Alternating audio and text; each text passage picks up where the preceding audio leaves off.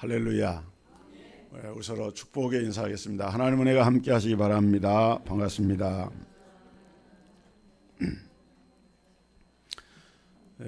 제2차 세계대전이 막바지에 이르렀던 1945년에 일본의 히로시마 상공에 일단의 그 비행기 편대가 이렇게 지나가면서 삐라를 뿌렸습니다. 예전에 우리나라에도 삐라가 이렇게 뿌려진 일이 많았는데, 그래서 히로시마 시민들이 그 삐라를 읽어봤습니다. 그 삐라의 내용은 히로시마 시민들은 8월 6일 자정까지 시 외곽으로 50km 이상 이렇게 나가라, 경고한다라고 하는 그런 내용이었습니다.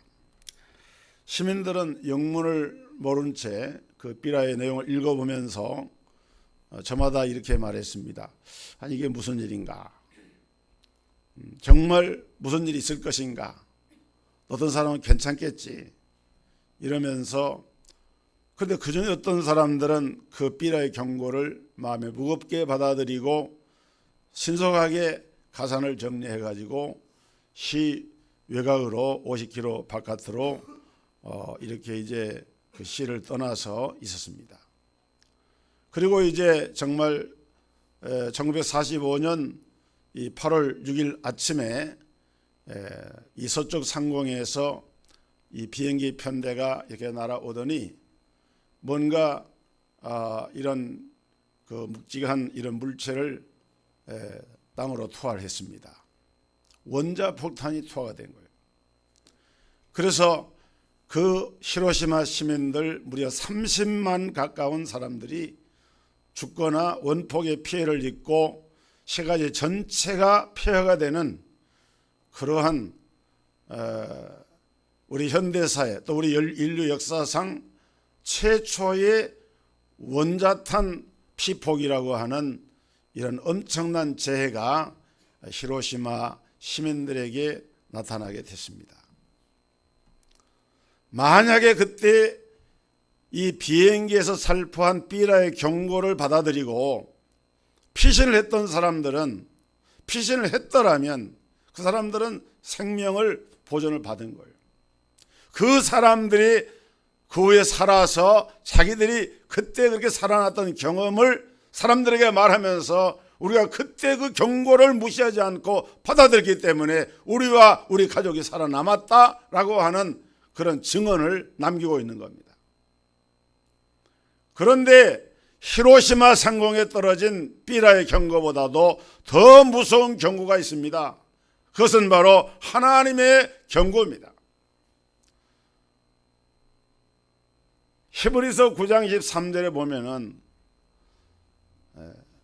사람이 한번 죽는 것은 정하신 것이요 그 후에는 반드시 심판이 있으리라 말씀을 했어요. 반드시 심판이 있으리라.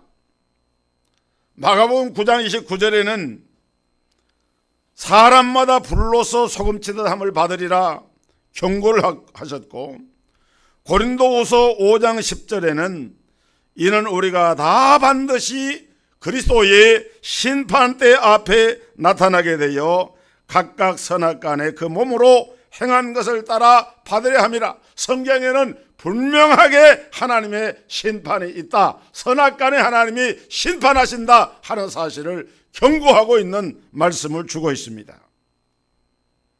그러나 여러분, 염려하지 마세요. 이 자리에 예배하는 저와 여러분은 이미 이 경고의 전단지를 받아서 예수 안에 피해 있는 성도들인 줄로 믿습니다. 내가 치러야 할 죄값을 하나님이 이미 십자가에서 대신 치러주셨어요. 문제는 이 경고의 전단지를 받아보고도 무시한 사람들입니다. 여러분 잘 아시는 요한복음 3장 16절, 하나님이 세상을 이처럼 사랑하사 독생자를 주셨으니 이는 저를 믿는 자마다 멸망치 않고 영생을 얻게 하려 하심이라. 이 말을 바꿔 말하면 저를 믿지 아니하는 자는 영원한 하나님의 형벌을 받게 된다고 하는 경고의 전단지인 것입니다. 하나님이 나를 사랑하셔서 독생자를 보내주셨는데 그분을 내 마음속에 구주로 영접한 자는 절대로 지옥에 가지 않고 영생을 얻게 된다는 거예요. 요한복음 3장 36절에 아들을 믿는 자에게는 영생이 있고 아들에게 순종하지 아니하는 자는 영생을 보지 못하고 도리어 하나님의 진노가 그 위에 머물러 있느니라 그랬습니다. 성도 여러분, 예수를 구주로 믿는다고 하는 말은 무슨 말일까요? 이 말은 하나님의 언약을 받아들인다는 거예요. 하나님의 언약이 뭐냐? 하나님과 우리 인간 사이에 맺어진 언약을 말합니다. 에덴 동산에서 하나님과 인간이 맺은 첫 언약이 있습니다. 행위의 언약이죠. 그런데 이 언약이 인간에 의해서 깨뜨려짐으로 우리 인간은 죄인이 되었습니다. 그래서 하나님이 예수 그리스도를 통해서 두 번째 언약을 주셨는데 이 언약을 믿는 자는 죄 사함을 받고 구원을 받게 됩니다. 예수 그리스도의 피를 의지하고 믿는 자들은 죄 용서함을 받고 의롭게 됩니다. 이걸 가리켜서 대속이라, 신학적인 용어로 대속이라, 대신해서 죄를 속혀주셨다, 갚아주셨다는 거예요. 할렐루야. 여러분, 예수님의 죽으심을 나를 위한 죽음으로 믿으면은 그 언약을 따라서 우리가 죄사함을 받게 되고 하나님의 자녀가 되는 영생의 복락을 누리는 이 복을 누리게 되는 거예요. 이것이 우리 기독교 복음의 핵심입니다. 그렇다면 여기서 우리가 알아야 할 것이 있는데 왜 우리 예수님께서 피를 흘려서 죽어야만 하셨는가 하는 거예요. 창조주 하나님은 우리 인간을 창조하시고 최초 인간인 아담과 언약을 맺으셨습니다. 창세기 3장 2장 16절로 17절에 보면은 여호와 하나님이 그 사람에게 명하여 이르시되 동산 각종 나무의 열매는 네가 임의로 먹되 선악을 알게 하는 나무의 열매는 먹지 말라. 네가 먹는 날에는 정령 죽으리라 하시니라. 이 하나님이 인간과 최초로 세운 이 첫 번째 언약입니다. 이 언약은 하나님의 하나님 되심을, 하나님의 절대적인 주권을 인정하라고 하는 언약이고, 이 언약은 사람을 하나님의 형상대로 지음받은 인격적인 존재로 그에게 자유의지를 주셔서 하나님께서 그걸 대접하는 그런 언약이에요. 어떤 놀이개나 무슨 로봇이나 인형과 같은 이런 로봇과 같은 그런 존재로 사람을 만드신 것이 아니라 도덕적 인격적인 실존으로서 하나님 앞에 자기 의지를 가지고 마땅히 순종할 일에 대해서 순종하는 그러한 하나님의 형상대로 지음받은 사람의 존재를 존중하신 하나님의 언약입니다.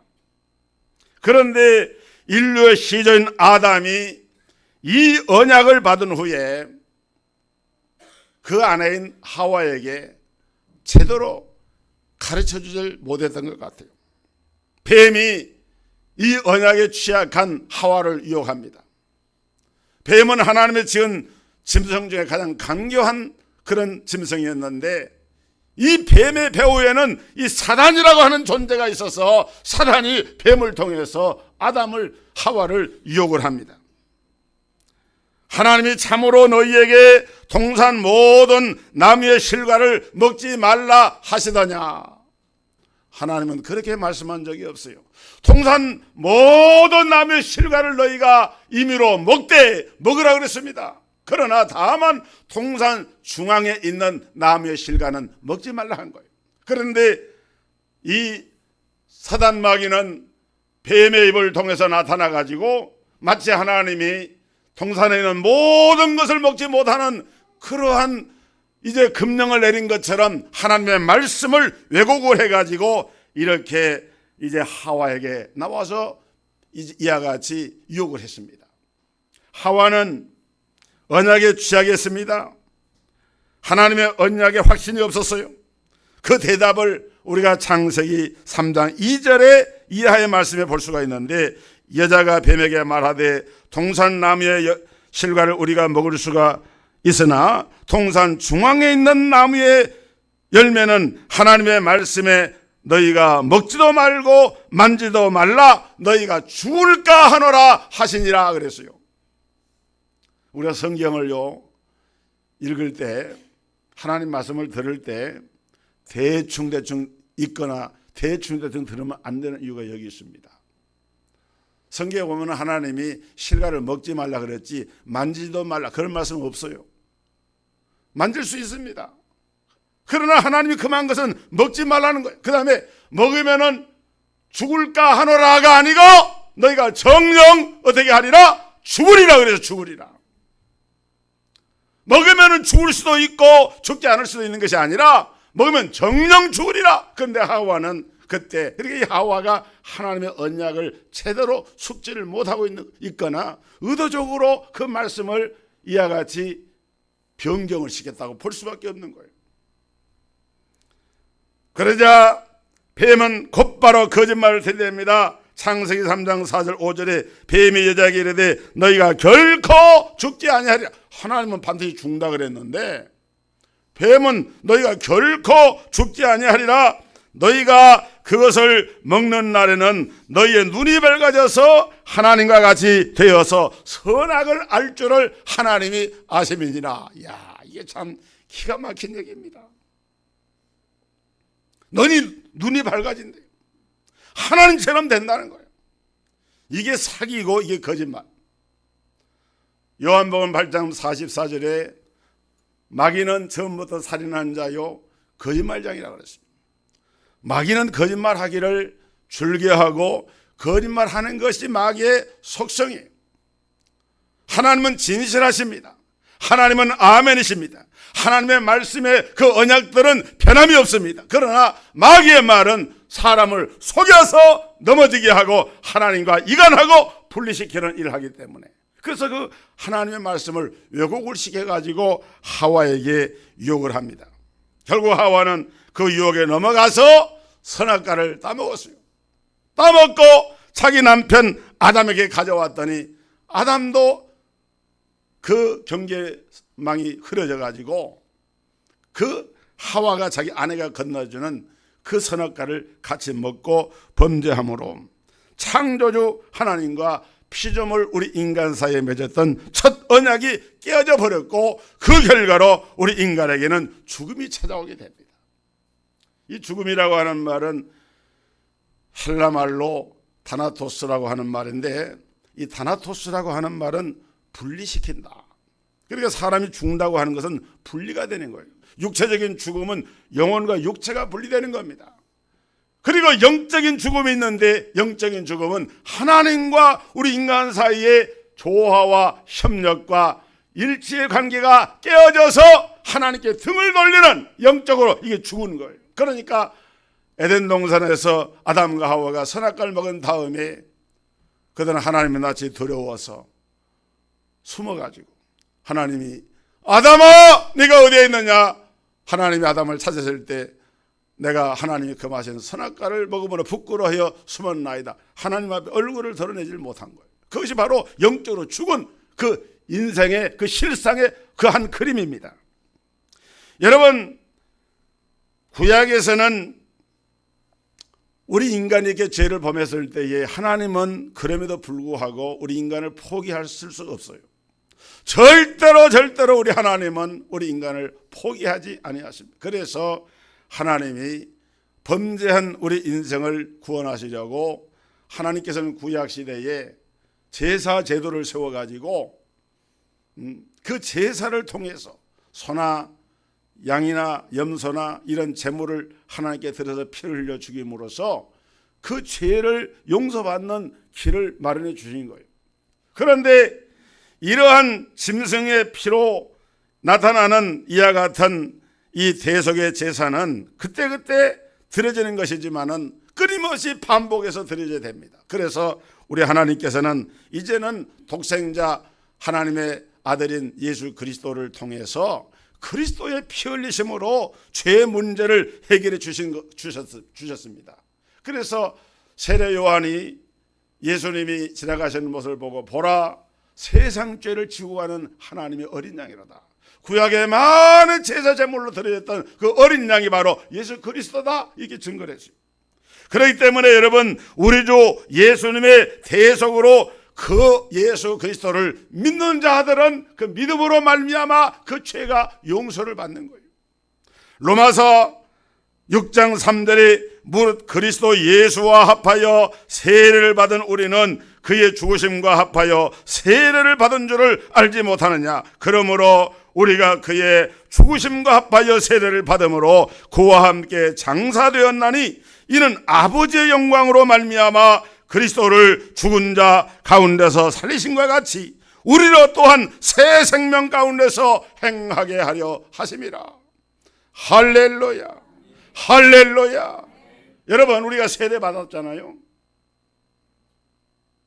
우리가 좀 전도를 많이 해가지고 성례 주일날 세례식 학습식을 해야 되는데 참 안타까워요. 사실은 이 성례는 세례와 성찬 두 가지인데, 우리는 모두가 다 세례를 받았어요. 그 세례 받았다고 하는 말의 의미가 뭐냐? 사도 바울은 로마서 6장에서 그리스도와 연합하여서 우리 옛사람이 죽었다, 이게 세례라는 거예요.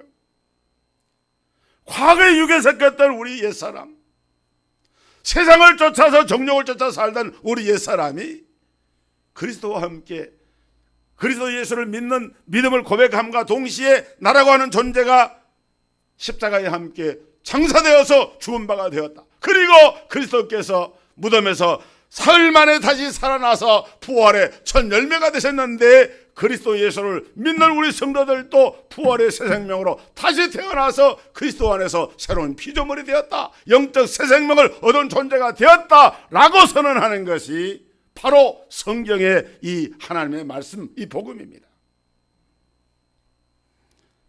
여러분, 우리는 비록 죄 가운데 살고 있지만은 우리가 주를 믿는 순간 주님과 연합이 되므로 하나님은 우리를 의로운 존재로 인정을 해 주세요.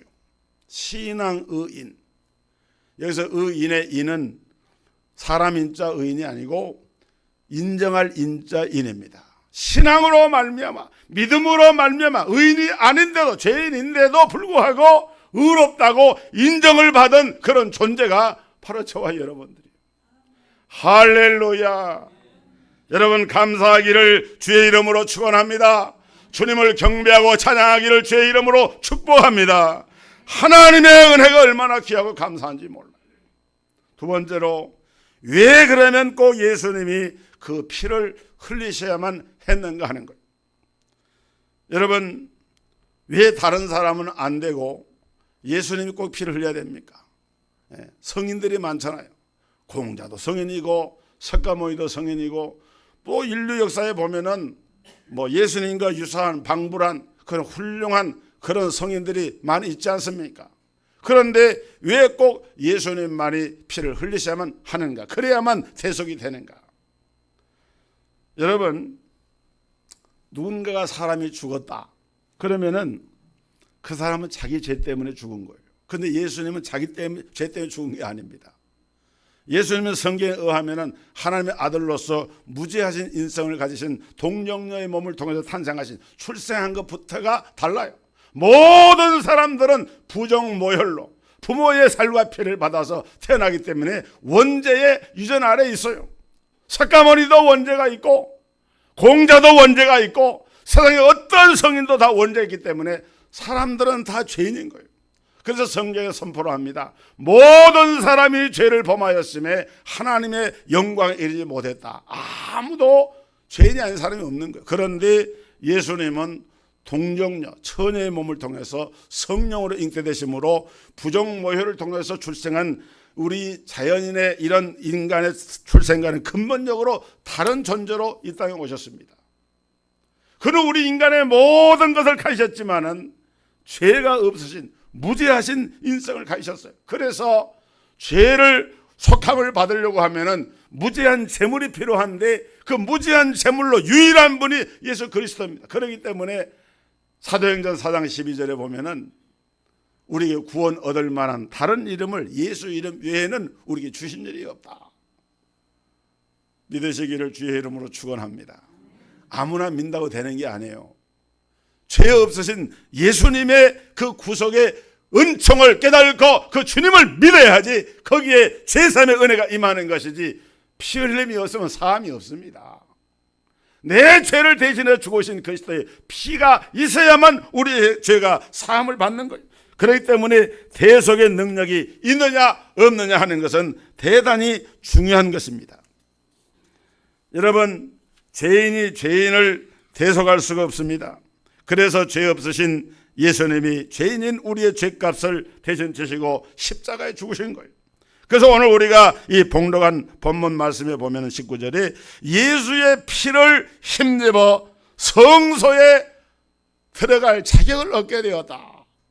이 성소는 어딘가 하면은 하나님이 계신, 이 성소는 지상에, 물론 구약시대에 히브리 기자가 말하는 것은 모세를 통해서 하나님이 이스라엘 백성에 주셨던 그 성소, 그 성소를 기본적인 그 의미로 가지고 있지만은 그 성소도 하나의 그림자입니다. 이 성소는 하나님이 계신 곳이에요. 하나님이 계신 곳, 우리가 영원한 하나님의 전에 들어갈 수 있는 그런 길이 열려졌다는 거예요. 그래서 이제는 사망은 사라지고 우리 안에 영생이 주어지게 됩니다. 죄의 삭은 사망이요 그리스도 하나님의 은사는 그리스도 예수 안에 있는 영생이라고 말씀했고, 요한복음 5장 24절에 내가 진실로 진실로 너에게 이르노니 내 말을 듣고 또 나 보내신 이를 믿는 자는 영생을 얻었고 심판에 이르지 아니하나니 사망에서 생명으로 옮겼느니라 그랬어요. 영생을 얻을 것이라가 아니고 영생을 얻었고, 사망에서 생명으로 옮길 것이니라가 아니고 사망에서 생명으로 옮겼느니라. 이미 영생이 주어졌고 이미 우리에게 하나님의 생명이 주어졌다. 누구에게? 예수 그리스도의 피의 공로를 믿는 하나님의 자녀들에게 이러한 구원의 은혜가 이한 것입니다. 할렐루야. 여러분, 그 증거가 뭐냐? 예수님이 십자가에 달리셨을 때 우편 강도가 예수여 당신의 나라 임하실 때 나를 기억하옵소서. 아니, 평생 나쁜 짓 하고 강도짓 하고 그래서 십자가에 죄수로서 처형당하는 이 강도가 얼굴도 뻔뻔해도 얼굴이 두꺼워도 낯짝이 있어야지 그렇게 죄를 지어놓고 예수님의 나라가 임할 때에 자기를 구원해 달라 그러니까, 여러분, 그런 말 했을 때 주님이 야, 너 같은 놈이 천국에 들어갈 것 같으냐? 어떻게 너 같은 놈이 천국에 들어간단 말이냐? 이렇게 한마디 탁 할 것 같은데 예수님은 그렇게 말씀하지 아니하시고 내가 진실로 내게 이르노니 오늘 네가 나와 함께 낙원에 있으리라. 할렐루야, 할렐루야. 참 놀라운 은혜예요. 오늘 네가 나와 함께 낙원에 있으리라. 그 말은 그 강도짓해서 사형당하는 그 죄수도 예수 믿으면 죄사함 받고 구원받는 그 은혜가 바로 즉각적으로 믿음을 고백하는 그 순간에 임한다고 하는 것을 보여준 그런 아주 소중한 증거라 이 말이에요. 나로 말미암자고는 내 아버지께로 올 자가 없다. 우리 예수님은 성자 하나님으로서 사람의 몸을 입고 오신 분이기 때문에 그 십자가의 예수님의 피를 믿는 자에게는 먼저 우리에게 하늘 성소에 들어갈 수 있는 자격이 주어집니다. 그러므로 형제들아, 우리가 예수의 피를 힘입어 성소에 들어갈 담력을 얻었나니, 주님이 계신 하늘 성소, 천국이죠. 영생 복락 누리는 그 약속의 그 하나님의 나라입니다. 그 나라에 담력을 얻게 들어갈 수 있도록 하는 것이 예수의 피예요. 그래서 우리가 죽을 때, 운명할 때 다른 거 붙잡을 거 없습니다. 예수 이름, 예수의 피, 보혈의 공로 의지하면서 주님이 그 피로 내 죄를 속량하셨고 나에게 약속하셨죠. 그리고 주님 앞에 기도하는 거예요. 20절에 보면 그 길은 우리를 위하여 휘장 가운데로 열어놓으신 새롭고 산 길이요 휘장은 곧 그의 육체니라. 성소에 가면 휘장이 있습니다. 성소와 지성소를 가로막는 휘장이 있어요. 그런데 예수님이 십자가에서 운명하실 때 성소 휘장이 위로부터 아래로 찢어졌다고 했습니다. 그래서 거기 길이 열려지게 된 거예요. 이 지성소, 지극히 거룩하신 하나님이 임재해 계시는 그 자리, 바로 그 천국을 말하는 것인데, 하나님의 나라를 말하는 것인데, 그 나라로 나아가는 길을 예수님이 십자가의 피를 흘리심으로 새롭고 산 길을 열어주셨습니다. 이 휘장은 자기의 육체를 말한 거예요. 자기 육체를 십자가상에서 피를 찢으심으로 주님은 하나님 나라에 들어가는 길을 열어주신 거예요. 할렐루야. 여러분, 그곳에 들어갈 자격은 바로 이 예수님의 피를 믿는 자만이 갈 수 있는 거예요. 또 한 가지, 죄사함 받은 깨끗한 몸으로 하나님께 나아갈 수가 있게 되었습니다. 22절에 보면은 우리가 마음의 뿌림을 받아 악한 양심으로부터 벗어나고 몸은 맑은 물로 씻음을 받았으니 참 마음과 온전한 믿음으로 하나님께 나아가자. 구약시대 제사를 드릴 때도 제물을 말이죠, 기양에 불태워 죽이는 거 아무렇게 드린 게 아닙니다. 제물을 죽인 다음에 깨끗이 다 씻어요. 요소마다 다 씻어가지고 그 제물을 번제단에다 올려놓고 불태워 드립니다. 그건 뭘 말하는가 하면은 우리가 하나님 앞에 드려지는 제물이 정결해야 되는 걸 얘기하는 거예요. 그런 것처럼 우리가 하나님 앞에 나아갈 때에, 거룩하신 하나님의 전에 나아갈 때에 우리의 지상의 제사장이 아니라 우리를 위한 큰 제사장, 대제사장이 계신다. 그분이 바로 십자가에 피 흘려 죽으신 예수님이시다. 우리가 그 예수님의 피를 힘입어서 하나님 앞에 나아갈 담력을 얻게 되고 깨끗한 마음을 가지게 되고, 하나님이 깨끗해 주셨기 때문에 새 사람을, 신분을 가지고 하나님께 나아간다고 말씀을 하고 있는 거예요. 비록 나 자신은 누추하고 허물이 많고 허점이 많은 그런 존재지만은, 여러분, 우리는 자격이 없지만은 우리의 큰 제사장 예수님 덕분에 제사함을 받고 깨끗한 존재로, 새로운 존재로 하나님 앞에 나아가는 새롭고 산 길을 열어주셨다. 무엇으로? 예수의 흘리신 십자가의 보혈로. 그러면 이제 이 예수님의 피를 힘입은 우리는 어떻게 살아야 되겠습니까? 죄사함 받고 구원받고 영생의 복을 받은 우리 성도들은 이제는 우리의 삶이 달라져야 되고 우리의 삶이 새로워져야 되는데, 무엇보다 첫째는 우리의 신앙이 흔들리지 말아야 됩니다. 혹시 여러분 가운데 자기가 구원을 받았는데 순간순간 이 구원이 의심되는 분은 없습니까? 그렇다면 그분은 참 뭐랄까요, 안타깝고 불쌍한 사람입니다. 그것은 마치 어린 자녀가 엄마를 옆에 두고도 우리 엄마가 진짜 엄마인가 가짜 엄마인가, 내가 다리 밑에 주워왔는가 라고 하면서 자기 엄마를 자기 엄마로 확신을 못하는 것과 마찬가지. 성도 중에도 그런 사람이 있습니다.